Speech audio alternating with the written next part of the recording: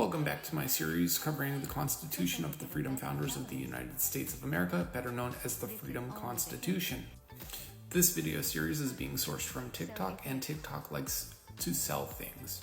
So the Freedom Founders have created 2 shirts to sell you if you want to support the Freedom Founders, so that TikTok will help promote this video series and spread it further. Freedom without oppression is one of the slogans of the Freedom Founders. We placed it on a shirt. I will link the shirt down below if you want to purchase it. It's $15 for a t-shirt. With that being covered and taking about 45 seconds of the video, let's get into today's series. Today we'll be covering Article 6, which defines what a United States citizen is and the rights and privileges of United States citizens under the Freedom Constitution. Article 6 is about 8 full pages, so it will be covered in 8 videos. Let's begin. Article 6, Section 1. Citizens of the United States are any person born to a parent who is a citizen of the United States, any person born in any state or territory of the United States to a United States citizen or a non-citizen who will be obtaining citizenship within 5 years.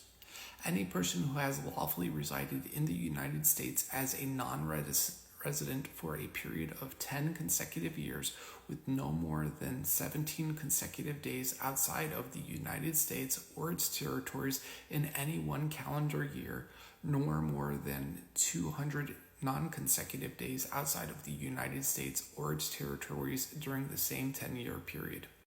A person belonging to one of the native tribes of the geographic area of the continental United States, Hawaii, Alaska, Puerto Rico, Guam, Northern Mariana Islands, U.S. Virgin Islands, and American Samoa. Any person who is a dependent of a non-citizen who has been granted citizenship, including elderly persons who do not have the physical, cognitive, or psychological ability to live independently, any person under the age of 25 who relies on the new citizen for food, housing, health care, or other necessities of life within the United States, and any person who has a physical, psychological, genetic, or other condition that prevents the ability to live independently and relies on the new citizen for care, supervision, or support. Any person under the age of 17 who is present within the United States where there is no knowledge of parental or other guardianship of any citizen, another nation or power.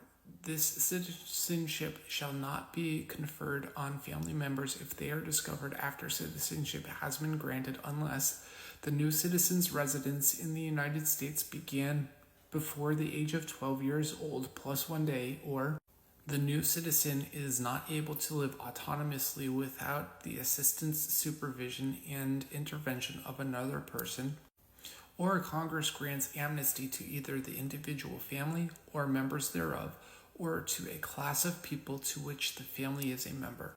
So this is a pretty broad definition of citizenship, so let's go through it. So if someone is born and one of their parents is a United States citizen, they are a United States citizen. If they're born in the United States or any territory or land owned by the United States and their parent is a United States citizen, they are a United States citizen. Anyone who's lived as a lawful non-citizen of the United States for 10 years becomes a citizen of the United States.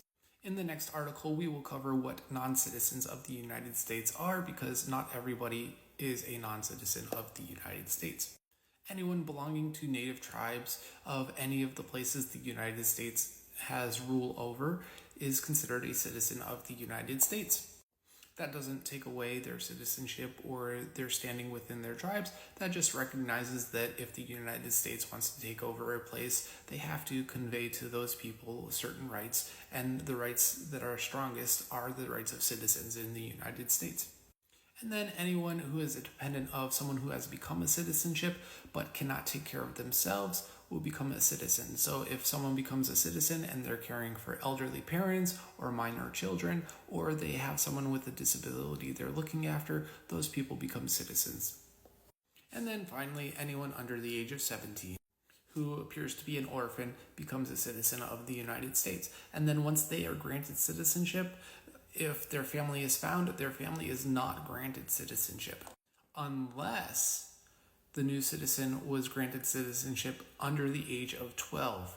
So anyone under the age of 12 who appears to be an orphan, if they become a citizen and then it's later discovered, wait a second, they're not really an orphan, here's a parent, then their parent can become a citizen so that we don't have a whole number of orphans inundating the system that's already exacerbated the child care system. And then additionally, if the person happens to be disabled or not able to take care of themselves, and they're under the age of 17 and appear to be an orphan, then citizenship can be granted to someone else who will take care of that person.